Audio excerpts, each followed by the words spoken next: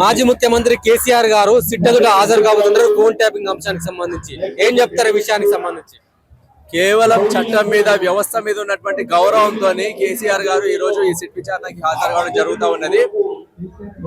తెలంగాణ తొలి ముఖ్యమంత్రి అయినటువంటి కేసీఆర్ గారికి ఇట్లాంటి ఈ విధంగా ప్రభుత్వం అప్రజాస్వామికంగా వ్యవహరిస్తున్నటువంటి తీరు ఈ రోజు తెలంగాణ రాష్ట్రం మొత్తం కూడా చూస్తూ ఉన్నది. మాజీ ముఖ్యమంత్రి తెలంగాణ తొలి ముఖ్యమంత్రి అని కూడా ఈ రోజు ఆ ఇంటికి వచ్చి ఇంటి గోడ పైన ఈ రోజు నోటీసు అతికించి వెళ్ళడాన్ని తీవ్రంగా ఖండిస్తా ఉన్నాం. తెలంగాణ పౌర సమాజాన్ని మొత్తం కూడా అంటే తప్పు చేయనప్పుడు విచారణకు హాజరు కావడానికి ప్రాబ్లం ఏంటి, ఇదంతా ఎందుకు ఈ హడావిడి అని చెప్పేసి కూడా మాట్లాడుతున్నారు కాంగ్రెస్ వాళ్ళు.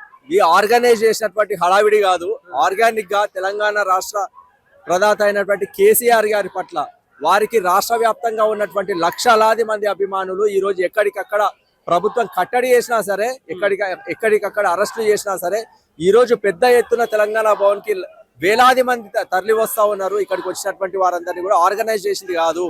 ఈ రోజు కేసీఆర్ గారికి సంఘీభావంగా ఎక్కడికక్కడ ఈ రోజు రాష్ట్ర వ్యాప్తంగా అందరు కూడా కార్యక్రమాలు చేస్తా ఉన్నారు.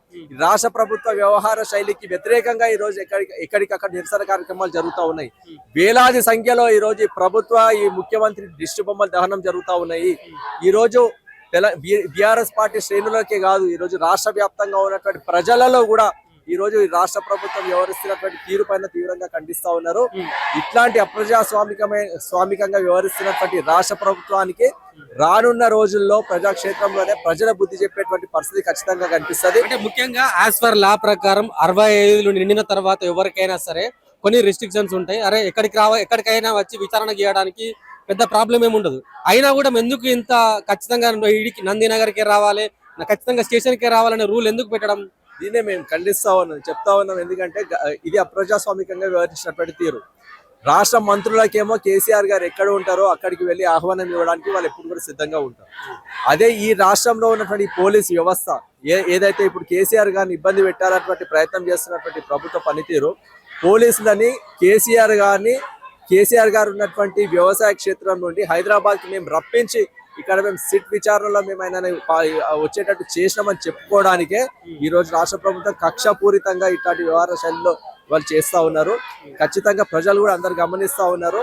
కేసీఆర్ గారు ఆయన తెలంగాణ తొలి ముఖ్యమంత్రి. ఈ రోజు వాళ్ళు టెక్నికల్ గా పొరపాటు చేసినా కూడా, నోటీసులు ఇవ్వడంలో వాళ్ళు చేసినటువంటి పొరపాట్లు ఉన్నా కూడా వ్యవస్థ మీద చట్టం మీద గౌరవంతో నేను ఈ సిట్ విచారణకు హాజరవుతానని చెప్పి ఆయన్నే స్వచ్ఛందంగా ఈ రోజు ఇక్కడ వరకు తరలి రావడం జరిగింది. ఈ రోజు ఎట్లాంటి పరిస్థితినైనా ఎదుర్కోవడానికి బీఆర్ఎస్ పార్టీ శ్రేణులు అందరూ కూడా సిద్ధంగా ఉన్నారు.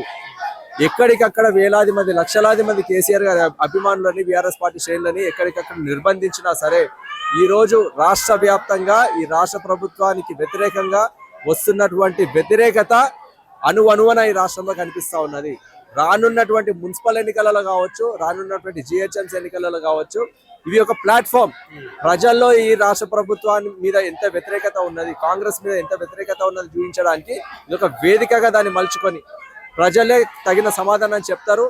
ఈ రోజు కేసీఆర్ గారి పట్ల ఈ ప్రభుత్వం వ్యవహరిస్తున్నటువంటి తీరుని ఖచ్చితంగా మేము ఖండిస్తా ఉన్నాం. ఈ ప్రభుత్వం, ఇప్పుడున్న ప్రభుత్వం పని చేయండి అంటే ఏం పని చేయకుండా కుట్రలు కుతంత్రాలు, మన ఇంతకుముందు హరీష్ రావు గారి మీద, కేటీఆర్ గారి మీద, ఇప్పుడు మన నేత జాతిపిత అయిన తెలంగాణ జాతిపిత అయిన కేసీఆర్ గారికి ఆయనకు కించపరచాలని ఈ ప్రభుత్వం చూస్తుంది. కానీ ఈ ప్రభుత్వం చేతగాని ప్రభుత్వం.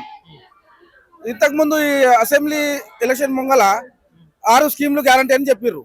అందులో ఒకటి అమలు చేసిన, అది ఆడపిల్లల్ని అది బస్సుల ఇబ్బంది పెట్టుకుంటా కొట్లాటలు బస్ ఫ్రీ ఇచ్చి ఇబ్బందులు చేసుకుంటా ఈ ప్రభుత్వం చేస్తుంది. అయితే ఇది చేతకాని ప్రభుత్వం. ఇది రేవంత్ రెడ్డికి ఏముందంటే ప్రజలకు సేవ చేయండి, రైతులకు సేవ చేయండి, తెలంగాణ ప్రజలకు సేవ చేయండి అంటే సేవ చేయకుండా కుట్రలు కుతంత్రాలు, ఇంకోటి మన కాళేశ్వరం కుంగిపోయింది, పైసలు మొత్తము దోచుకుంటున్నాడు, కేసీఆర్ గారు దోచుకుంటున్నారని ప్రజల్ని మభ్యపరుస్తున్నాడు. కానీ ప్రజలు నమ్ముతలేరు, ఈ మాటకు ప్రజలు నమ్ముతలేరు. వచ్చేది పక్కా మన నెక్స్ట్ వచ్చేది పక్కా మన కేసీఆర్ ప్రభుత్వం, తెలంగాణ ప్రభుత్వం. ఇంకో విషయం ఏమంటే ఈ మన 89 లక్షల ఎకరాలకు సాగునీరు ఇచ్చిన ఘనత మన కేసీఆర్ది. సాగునీరు పంట పొలాలకు, ఇంటింటికి నల్ల, ఇన్ని మంచి కళ్యాణ లక్ష్మి, ఇంటి మంచి మంచి పనులు చేస్తే ఈ చేతగాని రేవంత్ రెడ్డి ఒక పని చేయకుండా కూడా ఈ ప్రజలను మభ్యపరచాలని కానీ ప్రజలు నమ్ముతలేరు.